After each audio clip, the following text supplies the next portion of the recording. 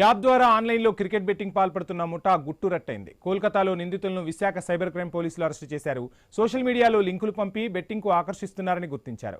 గోవా కేంద్రంగా కార్యకలాపాలు నిర్వహిస్తూ ఏపీ, యూపీ, మధ్యప్రదేశ్, కర్ణాటకలో బెట్టింగ్కు పాల్పడుతున్నారని పోలీసుల దర్యాప్తులో నిర్ధారించారు. కోల్కతా రెజెంట్ పార్క్లో ఒక నివాసంపై పోలీసులు ముప్పేట దాడి చేశారు. ప్రధాన నిందితుడు ఫకారాని గబ్బర్తో పాటు అగర్వాల్, అరవింద్ విరిడి, కరణ్ సింగ్, హుస్సేన్, అంబుజ్ గోపీని అరెస్టు చేశారు. ఫకారాని కరణ్ భారీగా నెట్వర్క్ ఏర్పాటు చేసుకున్నాడని గుర్తించారు పోలీసులు. టెలిగ్రామ్తో పాటు పలు సోషల్ మీడియా వేదికల ద్వారా బెట్టింగ్ లింకులు పంపి వలవేశారు. భారీ మొత్తంలో నగదు లావాదేవీలు జరిగినట్లు నిర్ధారించారు. నిందితుల బ్యాంకు ఖాతాల వివరాలను సేకరించారు. ఫ్రాంచైజ్ విధానంలో బెట్టింగ్ కార్యకలాపాలు విస్తరించారని తెలుస్తోంది. నిందితుల నుంచి ఫోన్లు, ల్యాప్టాప్లు, బ్యాంక్ పాస్బుక్లు, చెక్ బుక్స్ పోలీసులు స్వాధీనం చేసుకున్నారు. డిజిటల్ ఆధారాలు సేకరించే పనిలో పోలీసులు నిమగ్నమయ్యారు.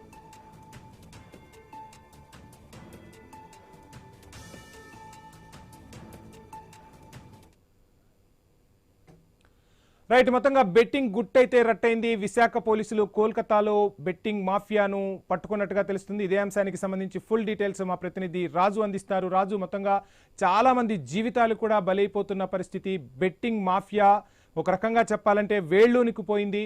సో విశాఖ పోలీసులు ఒక మెరుపు దాడి చేసినట్టుగా అయితే తెలుస్తుంది. ఫుల్ డీటెయిల్స్ ఏంటి?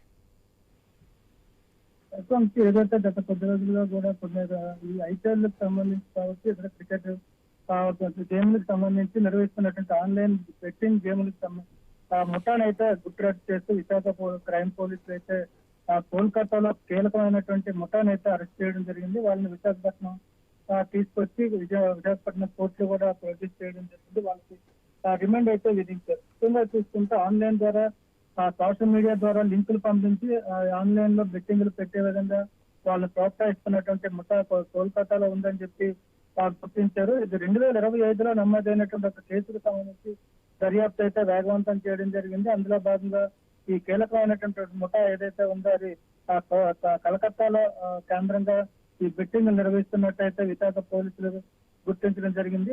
పోలీస్ కమిషనర్ శంకర్ బాబ్జీ ఆదేశాల మేరకు అయితే కలకత్తా వెళ్ళినటువంటి పోలీసు బృందం అక్కడ స్థానిక పోలీసులతో కలిసి రెజెంట్ పార్క్ ప్రాంతంలోని ఒక నివాస గృహం మీద అయితే దాడి చేసి అక్కడ అందులో ముఠాలో ప్రధాన నిందితుడు ఫకరాని కిరణ్, అదేవిధంగా గబ్బర్ అలియాస్ గబ్బర్ అనేటువంటి ముఠాలో ఉన్నటువంటి సభ్యుల్ని కూడా దాదాపు సరస అగర్వాల్, అరవింద్ విరిడి, కిరణ్ సింగ్, సయ్యద్ అమ్నత్, హుస్సేన్, అంబుజ్ గోపి, ఫరాజ్ అగర్వాల్ వీళ్ళందరినీ కూడా అదుపులోకి తీసుకుని విశాఖపట్నం రావడం జరిగింది.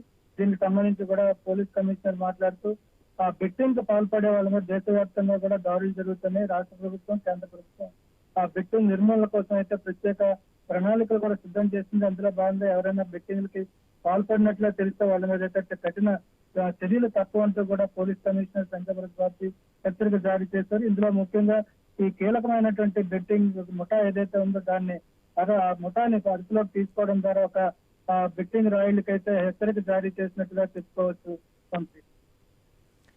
Thank you Raju.